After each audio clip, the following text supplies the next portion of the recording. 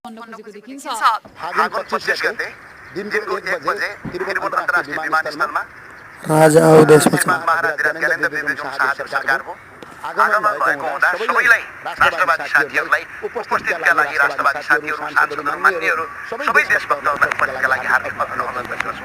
यस्तो अवस्थामा पूर्व राजाको समर्थनमा विमानस्थलमै हुलजम्मा हुने अनि राजनीतिक दलहरू पनि आक्रामक बनिरहेकाले सरकारले पूर्व राजाको पक्षमा देखिएको माहौललाई मत्थर बनाउन कुनै एक्सन चाल्ने त होइन, कतै पूर्व राजामाथि नजरबन्दको अस्त्र प्रयोग गरिने त होइन।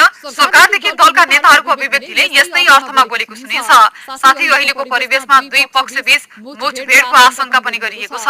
राजा आओ देश बचाओ फेसबुक तर्फबाट तुम्हाला म यो चाहिँ मञ्चबाट भन्न चाहन्छु। राजाले कसरी देश बचाउँछ? दुनियामा कुन देशमा राजाले देश बचाउँछ? आफ्नो ज्यानको चाहिँ रक्षा गर्ने खोजेको देखिन्छ। फागुन 25 गते दिनको 1 बजे